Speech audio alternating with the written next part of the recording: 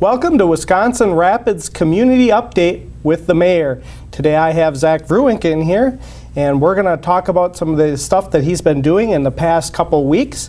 And he went to Central Wisconsin Days. That was an event in Madison. So Mayor, let's hear a little bit about that event.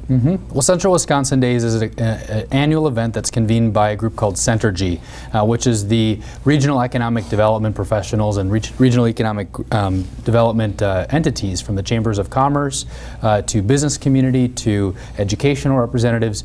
So it's an annual event that's convened in Madison. It's a day-and-a-half event where they have a period of learning and experience sharing with their peers, but they also this year featured the cabinet level secretaries of the governor's administration that spoke to Central Wisconsin representatives. So it was a very large group, from local representatives from Mid-State Technical College, business representatives, the Heart of Wisconsin Chamber of Commerce, myself, a few other mayors from Mosinee and others.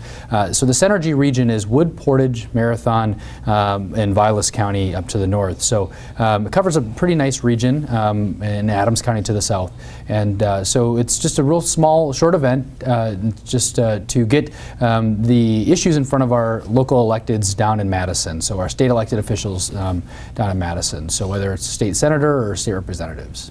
We had a chance to bring our city on the map by going down there.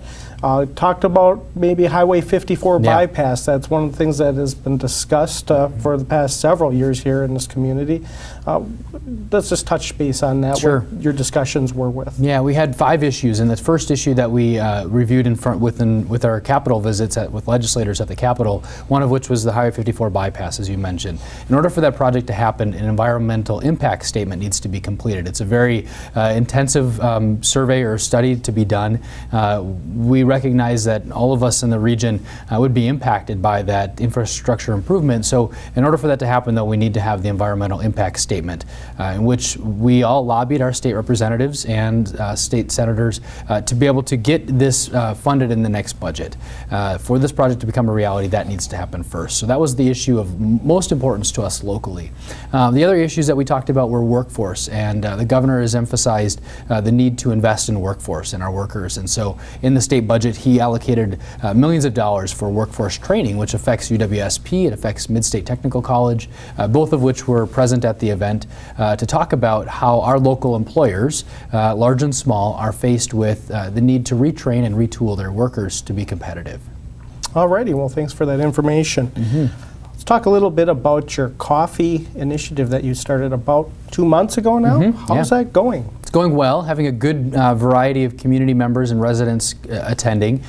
We've been to a number of new events. I'm doing them just about weekly, so depending on what my schedule allows, at different parts in the morning during the week. And so it's been a great opportunity to just make myself available to residents. So oftentimes residents may not need to set up an appointment or feel the need to set up an appointment, but may have a question. So it might be a quick 5, 10, 15-minute dialogue about a question or a concern that they might have.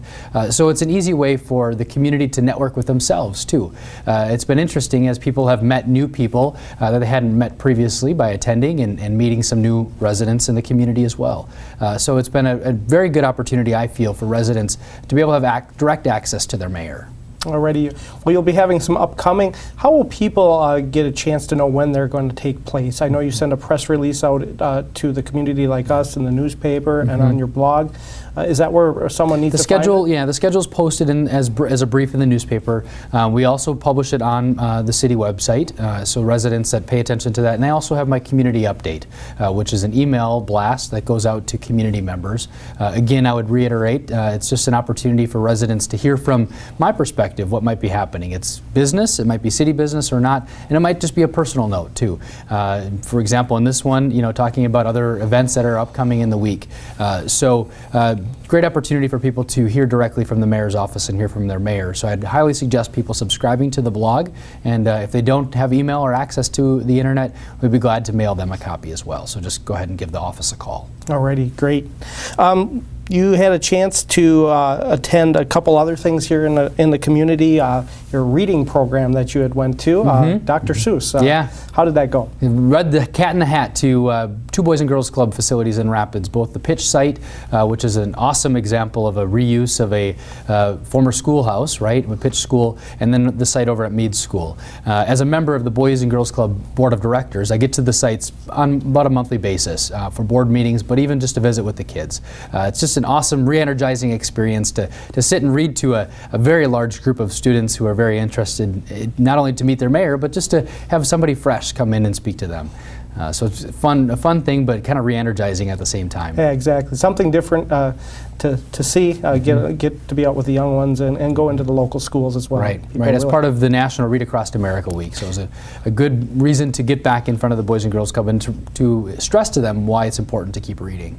Amir, you also have the morning magazine that you do every month on the radio with Carl Hilke. That's another way residents can get a hold of you as well. That's right. Yeah, so they can call into the show live. It's the Wednesday typically after council, but every third Wednesday of the month at 10 in the morning on air live with Carl Hilke. So we take calls on a variety of subjects so residents can listen and they can call in if they have questions or concerns as well. Alrighty. Well, it looks like there's lots of opportunities to get a hold of you. That's right. They can give you a call or social media, you name it, website, your blog, and get to know what you're available. up to. I'm around and available. All right, yes. Great. Well, thanks for all that information, and we'll see you back here in a couple weeks. All right, Tom. Thank you. Alrighty. Thank you for watching us on RCCA.